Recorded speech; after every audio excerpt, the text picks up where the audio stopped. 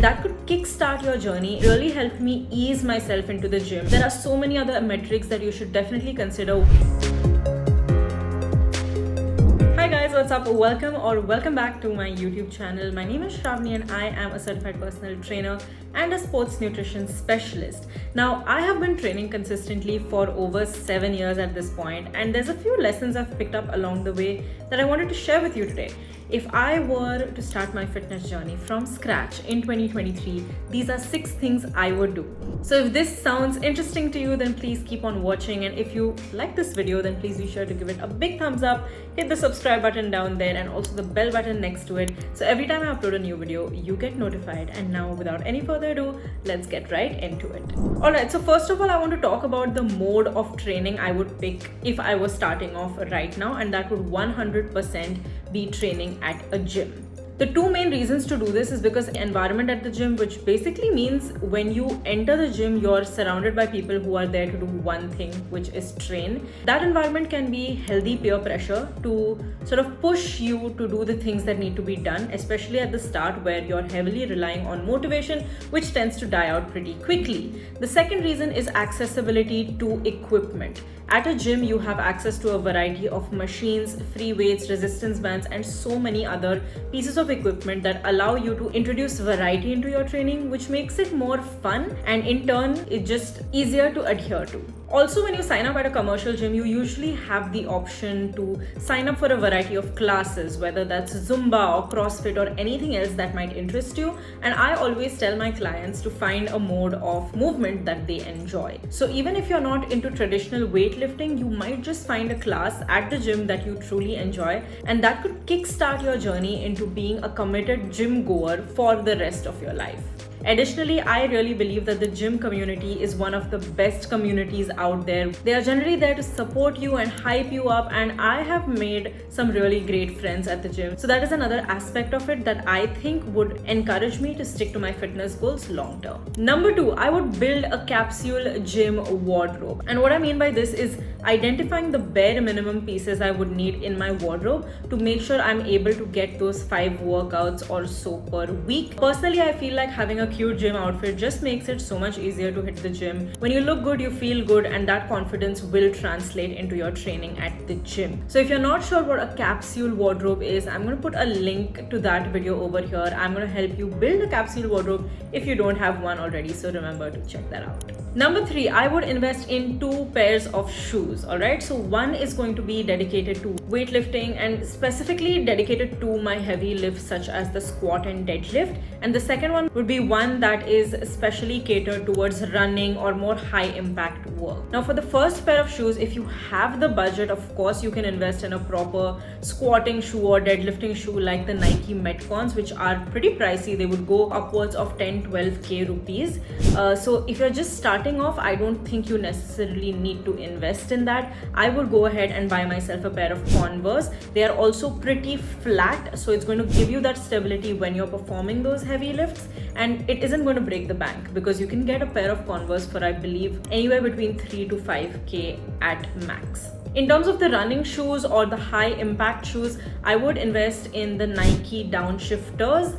This is a pair of shoes that I currently own and I got it for less than 4,000 rupees. So I do think that it's a little bit more affordable than something like the Nike Pegasus, which is a more expensive and maybe a marginally better shoe for long distance running. But it cost me 9,000 to buy it, and that was a couple of years ago. So it probably has increased at this point, and I don't think it's something that a beginner needs to invest in. Remember that the kind of shoes you wear for your gym activities can have a major impact on how your exercise actually pans out. You want to make sure that you're picking the right pair of shoes for the right activity to limit or minimize any injuries that you could incur. Number 4, I would 100% sign up with a trainer. Even when I started off my gym journey in 2016, I had a trainer and she was the most wonderful person ever. She really helped me ease myself into the gym, and I used to be a girl who only used to do cardio on the treadmill because I didn't know what to do at the gym. I didn't know how to use the machines. I didn't know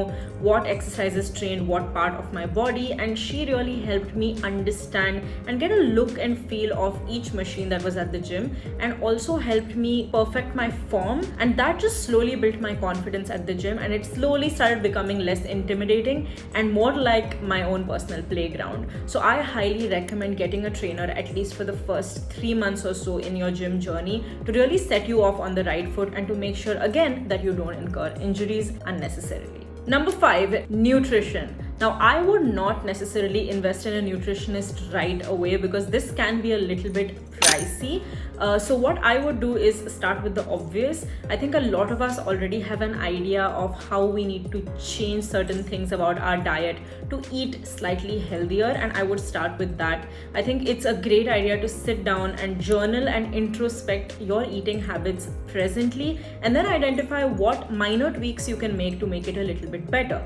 For example, if you are somebody who is notorious for midnight snacking, then maybe you want to start improving your bedtime routine so you aren't up till midnight to actually allow that snacking to happen. Or if you're somebody who enjoys eating a lot of junk food, calorie dense foods, then maybe you want to limit your consumption of that. If you are someone who doesn't eat enough protein, then you want to bump up your protein intake per meal. So basic changes like these can be less overwhelming, and simply by doing that, you're going to make sure that you're more likely to adhere to it long term. On the other hand, if you go all out and you say, hey, I'm going to follow a strict diet from tomorrow, kal se main fries nahi khaungi, kal se I'll not order any burgers, bahar ka khana ekdam band, I'm only going to eat salads and soup, you are going to burn out and it's not going to do any good for you. So please stay away from fad diets and extremely restrictive diets. That is something that you are just not certified to do. So please don't put yourself through that. There are dietitians and nutritionists out there who can guide you in a proper manner. But when you're starting off, just do these basic things and that will set you off on the right foot. Even things like increasing your water intake, fruit and veg intake will also have a massive impact on your overall health, your skin, your hair. And once you start seeing those changes, it becomes easier to stick to that routine. And the last thing I would do is to make sure I am tracking my progress. And I am not only talking about the number on the scale.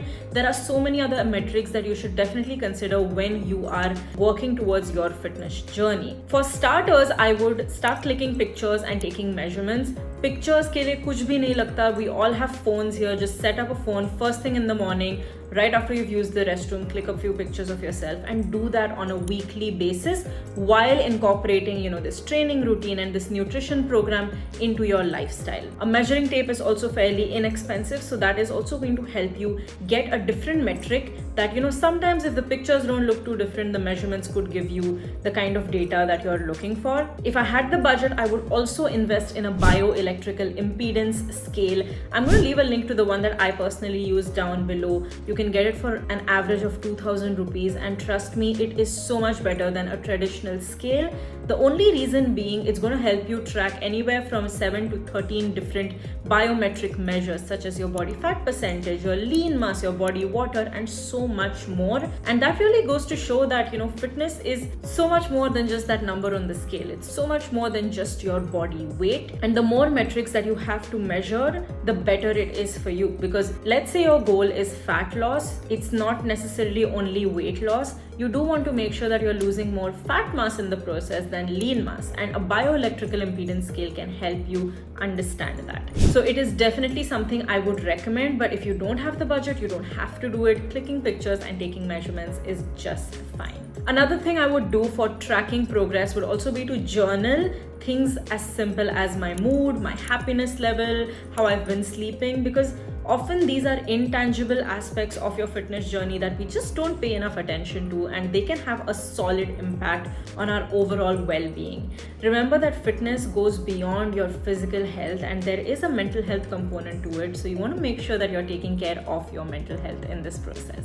Alright guys, so with that, I'm going to close out today's video. These are 6 things that I would honestly implement if I were starting my fitness journey today. Remember that everyone's journey is going to be different, but I do hope that these 6 points that I mentioned today are going to help you kickstart your own journey. If you would like me to help you out professionally, I am a coach and I do train clients online through an app.